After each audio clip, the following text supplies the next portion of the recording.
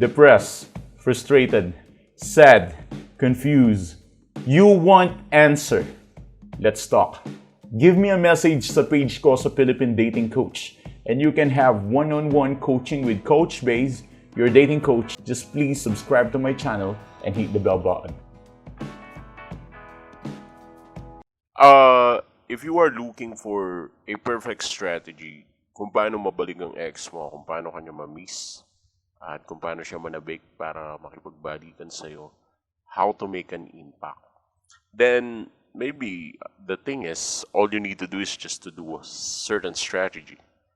But there are times na ang strategy doesn't work like what you expect from the strategy itself. Kasi gaano ba kahirap ang no contact rule strategy? Okay, I will definitely tell you how hard it is compared sa ibang strategy na alam mo. Example, if you are going to play basketball and you are going to apply a certain strategy, like for example, the backs defense, kung gagawin mo yung mga ganong klase ng strategy, that is very easy thing to do or to execute. Or if in case you are making some sort of game, then the strategy will become easier. Why? Kasi there's no actually emotional thing na magkocontrol sa'yo just to sabotage that strategy.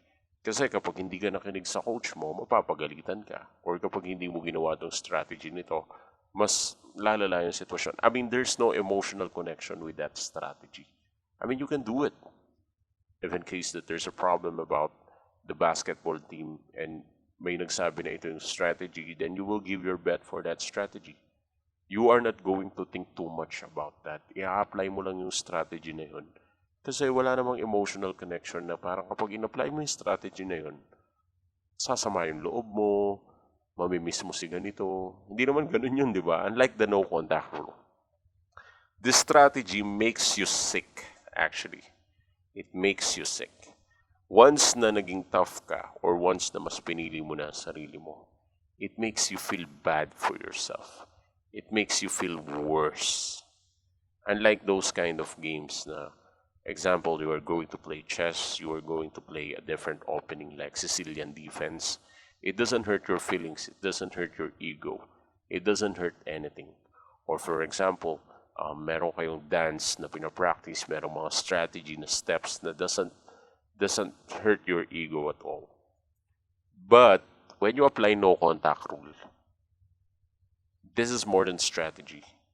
It will affect everything about you. First of all, sobrang mamimiss mo ang ex mo. Iiyak ka dito. Diba? Compared to basketball, na kapag in-apply mo yung ganitong strategy, wala namang emotional connection. Pero kapag sa no contact rule, gumamit ka ng strategy, parang may emotional connection siya na talagang masasaktan ka talaga. And yeah, it's tough. It's hard. Napakahirap gumamit ng mga ganitong uri ng strategy to get your ex back. Kasi nagiging personal siya sa'yo na nagkakaroon ka ng mga feeling mo kapag hindi mo na siya nakausap na matagal, lalo-lala yung loob niya. Namimiss mo siya kasi sanay ka nag-uusap kayo. Yung validation niya, feeling mo kapag hindi ka nag-reply, ganito yung mangyari, ganyan yung mangyari. Kaya hirap na hirap kang i-apply yung strategy. Kasi during this strategy, miss mo na siya. Gustong-gusto mo nang makuha yung validation na gusto mo. Hirap na hirap kang makamove forward o makapag-isip ng paraan para mag-stick dyan sa strategy na yan. Kasi ang nangyayari ngayon, namamanipula ka ng emosyon mo to the point na hindi mo na ma-apply yung mismong strategy. So anong gagawin natin? Meron bang strategy para i-apply yung strategy? Well, kung hahanap ka pa ng isa pang strategy para may apply lang yung strategy, then wala nang katapusang strategy to. Hindi na tayo mauubusan ng mga strategy techniques. That's a never-ending cycle. And in the end, it will hurt your chances. So, my advice, just don't stick with the strategy. Just be tough. Okay, let's remove the word strategy right now. I know I'm using strategy or anything, but strategy doesn't work if you feel bad doing it.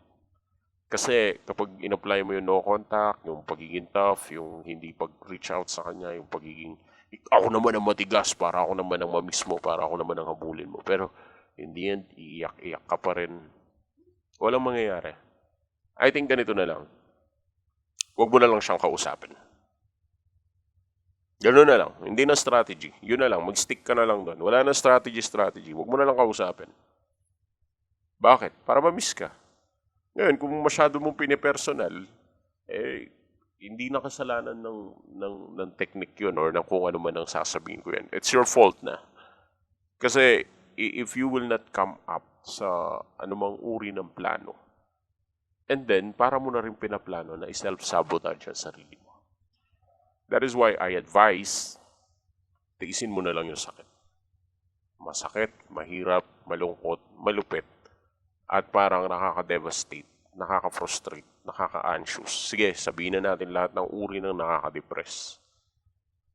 May choice ka ba?